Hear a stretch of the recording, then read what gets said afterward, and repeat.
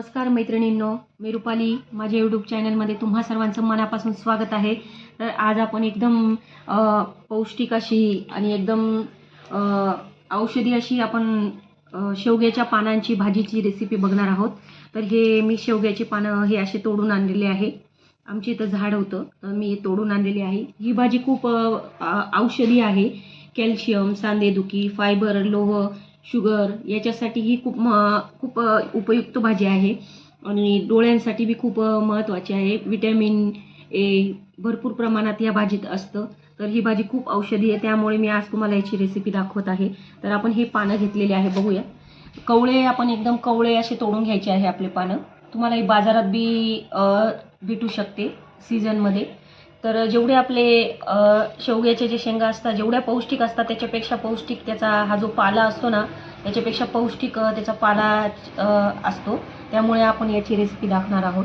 तर आता आपल्याला हा जो पाला आहे तर हे बघा, या प्रकारे आपल्याला असं हे पाल्याचे पानं आहे ना, असे व्यवस्थित असे मोकळे करून घ्यायचे आहे. बघू शकतात तुम्ही, या प्रकारे आपल्याला असं निसून घ्यायचं आहे. हे एकदम इझिली निसले जातं. हे बघा, असे पानं मोकळे करायचे आहे. हे बघा, मी सगळा पाला व्यवस्थित निवडून घेतलेला आहे. आता आपल्याला हा 2 ते 3 पाण्याने स्वच्छ धुवून घ्यायचा आहे. 2 ते 3 पाण्याने मी व्यवस्थित धुवून घेतलेले आहे. गॅसवर मी कढाई ठेवलेली आहे. त्यामध्ये आपल्याला 1 ते 1.5 पळी आपल्याला तेलाचा वापर करायचा आहे. ते टाकत आहे मी. तेल आपलं तापलं की 1 चमचा जिरं मोहरी टाकत आहे मी. जिरं मोहरी छान तडतडलं की एक मोठा कांदा चिरून घेतलेला आहे, तो टाकायचा आहे आपल्याला. कांदा छान आपल्याला गोल्डन ब्राऊन कलर होईपर्यंत छान तळून घ्यायचा आहे तेलामध्ये. कांदा छान फ्राय झाला की आपल्याला मिरची आणि लसणाची पेस्ट टाकायची आहे. ही तुमच्या आवडीनुसार घेऊ शकता तुम्ही. तिखट तुम्हाला कमी जास्त वाटत असेल त्याप्रमाणे.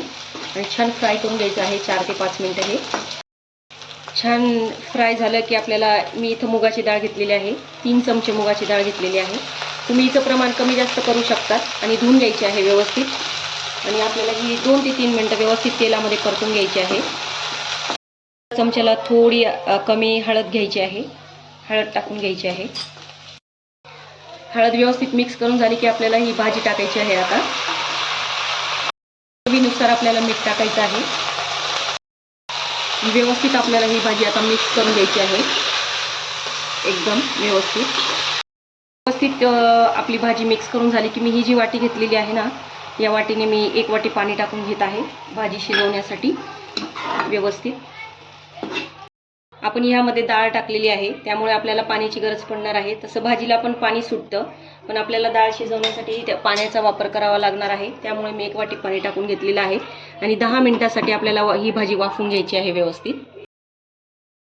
भाजीला आपले 10 मिनिटं झालेले आहे. बघू शकतात सगळं पाणी आटलेलं आहे आणि आपली भाजी छान शिजून गेलेली आहे. डाळ पण छान शिजून गेलेली आहे त्यातली.